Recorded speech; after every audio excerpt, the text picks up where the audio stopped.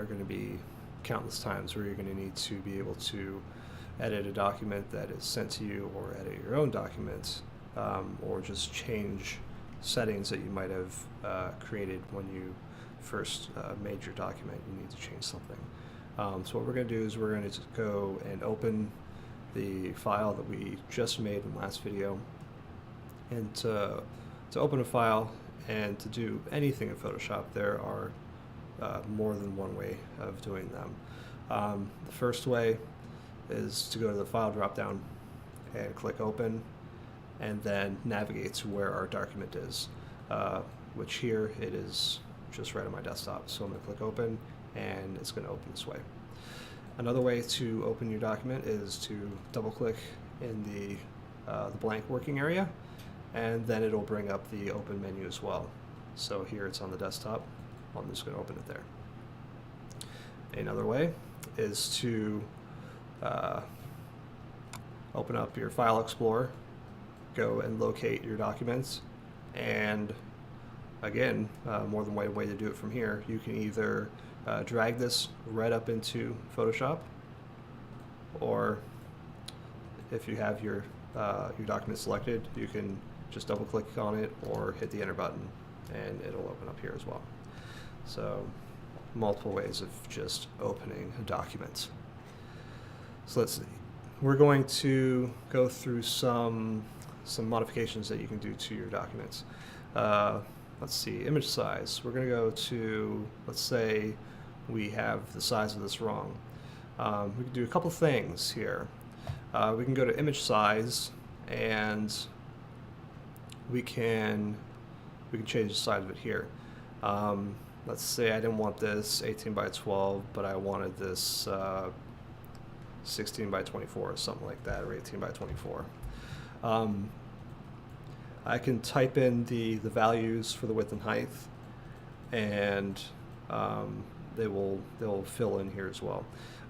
We can change the units as well. If I didn't want it inches, I can go to pixels or etc.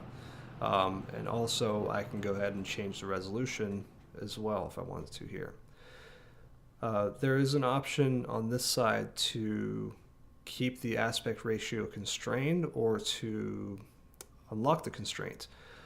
So if I were to initially had this 18 by 12, if I wanted it 16 by 24, when it's constrained, that ratio is going to change on its own. If it is unconstrained and I change the bottom one to anything, it will not auto change the top one. So that's one thing to keep in mind here whenever you're changing your size.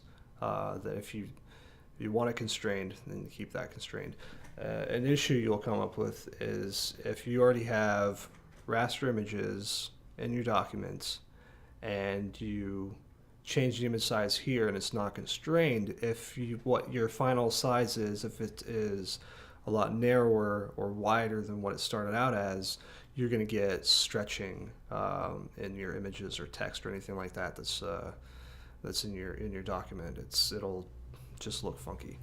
So that is a way to change your document size that way.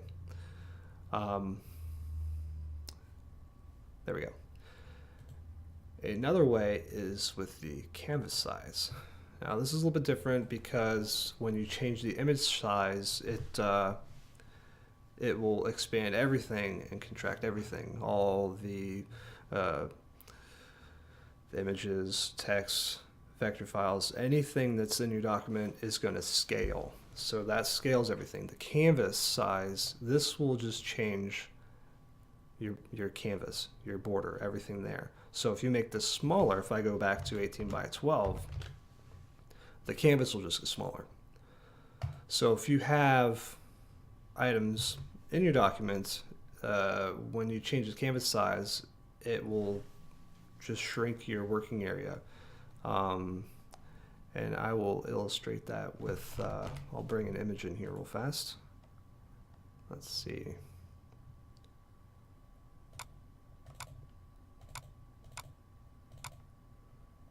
There we go. Let's bring this guy in here and put him on the edge. So right now this is what, 16 by 24. So I'm going to go to change the canvas size, and I'm going to go back to 18 by 12. And take note of this image. It is enlarged to fit right along the edge of this document here. But whenever I change the canvas size to be smaller, see, it even gives me a warning saying the new canvas size is smaller. So now there's going to be some clipping around this. So you see all this area where the image was, now it's moved the canvas in, and you can't see the rest of the image. So the rest of the image is there, but now that canvas size has changed, you can't see the rest of it. Alright, so I'm going to go backwards a step, and I'm going to make some illustration with the image size changing. Alright, so this is 24 by 16, and I'm going to change it back to 18 by 12. I'm going to go ahead and keep constrained this time, but you'll see that now the canvas size has changed, but it's also kept everything inside my document and resized that down as well. So this guy here, he got sized down with everything else. Whereas with the canvas size, the canvas ended up clipping inside the image whenever I changed that. All right, I'm going to go back to the larger size. I'm going to change the image size, but I'm not going to keep this constrained. I'm going to change the width to, let's go down to 12. So 12 by 16, it's not constrained. So when this changes the size, this dude is ultra major skinny.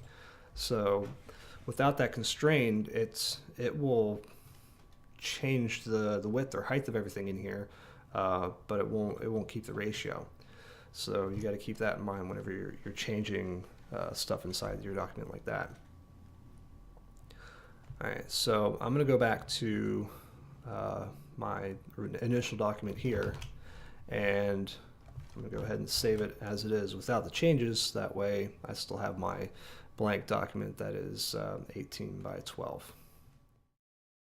Thanks for watching our video. These are offered by the Solvent Printer Guys as a form of instruction, help, or support to our current customers, future customers, or anyone who finds them useful. Go ahead and click the subscribe button below if you wish to be informed about any upcoming tutorials or FAQs. If you have a suggestion for a video that should be made, please leave a comment below as well. The Solvent Printer Guys offer ink, parts, and support for a variety of Roland, Mutoh, and Mimaki printers.